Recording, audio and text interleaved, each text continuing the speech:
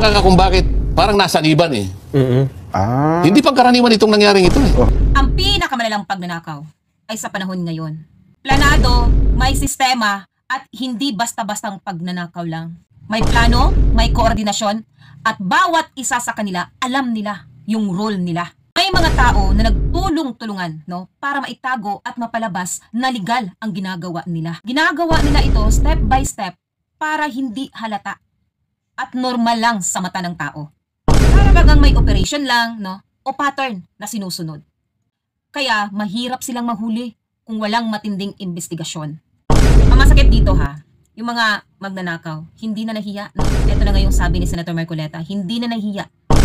Nagpapapicture pa. At tinatawag pa nating honorable. Anyways, panoorin natin to ha. Ito na siguro ang pinakamalala, siguro lantaran Opo. at walang pakundangan na pagnanakaw sa kaban ng bayan. Paano mo iisipin na kaya nilang gawin yun nang hindi man lang sila nagkaroon ng konting remorse sa sarili nila? May konti Yung man pag-aalinlangan, Oho. yung pag-aatubili, hindi eh.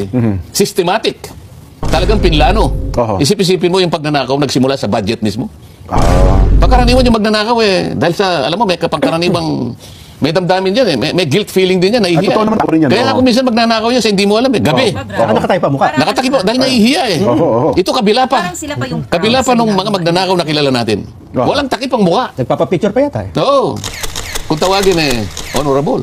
Ah. Ito na yung nakikita kong pinakalundo. Pinakamalala, pinaka-worst. Pinakamalala. Oho. Sapagkat Hindi alam ko siya mo, mapakulong.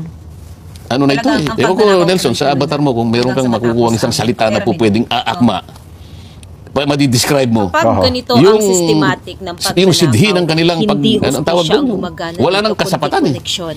Kaya ang Hindi na milyon ito, hindi na bilyon eh. Trilyon ang Trilyon na po. pinag-uusapan dito. Totoo kayo. At sana man lang, yung perang pinag-uusapan natin ay hindi makadidisgrasya sa bansa natin. Ay, naku. Lalong-lalo na sa marami nating kababayan na kung makikita mo ang kalagayan sa buhay. Oho. Wala nang pagpagamot eh.